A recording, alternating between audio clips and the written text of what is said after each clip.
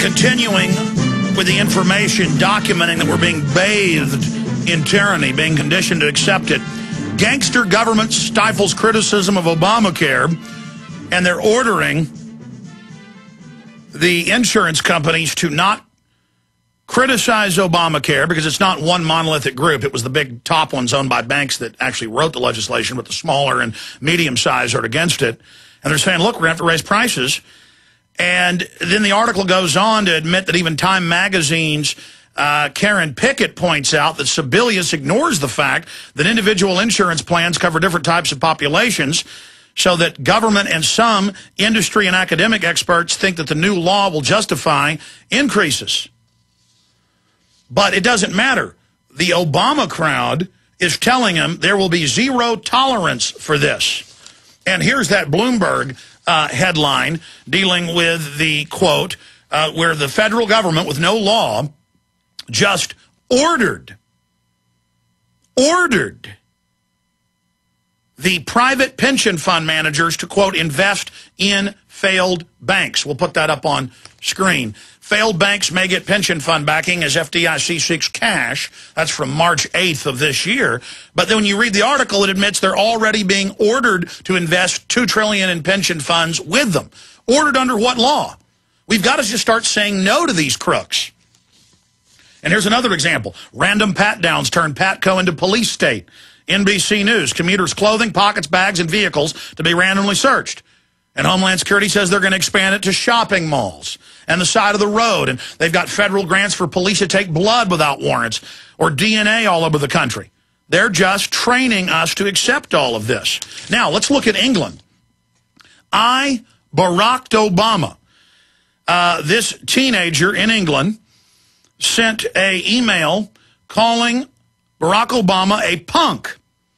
And for calling him a punk, he has been banned for life, and the FBI is quoted as saying that they are furious and that this is unacceptable to talk bad about our president. So the FBI is now in the business, but this is a global model. In England, if you've done mild things that shouldn't even be illegal, or ever made statements that they call hurtful or xenophobic, not even racist, you are arrested but then banned from leaving England.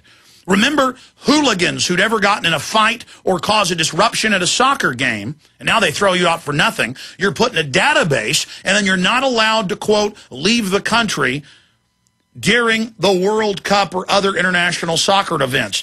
It's creating the precedent of databases to not be able to travel. And then Michael Savage, he can't go to England.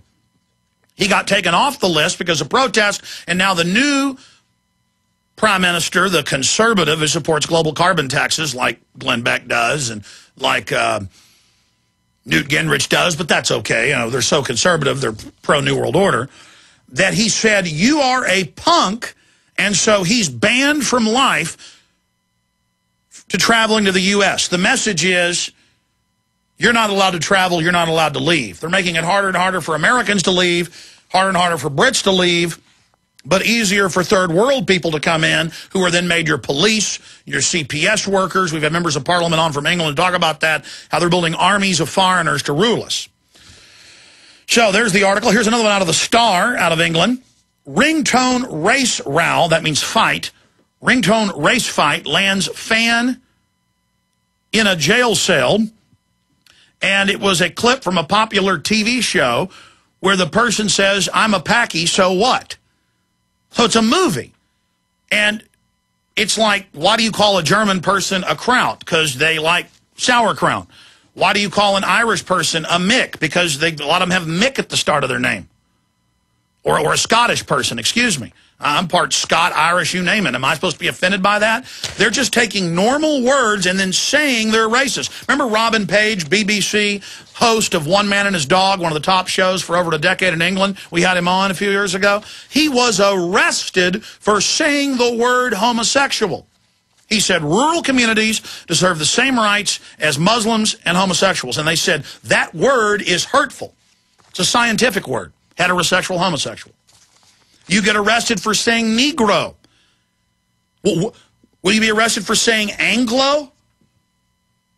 They know the public's dumbed down, and so they're training them. You'll be arrested if you use basic words like this. And people have been arrested in the U.S. for using racial terms. People have been arrested here. And the media with the mosque and with the Quran burning is trying to sell the idea of restricting free speech.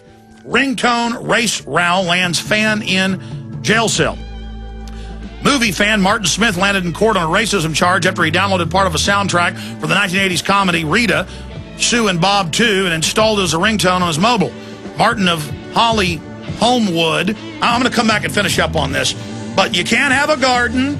You can't have a ringtone of a movie. You can't call Obama a punk. No freedom.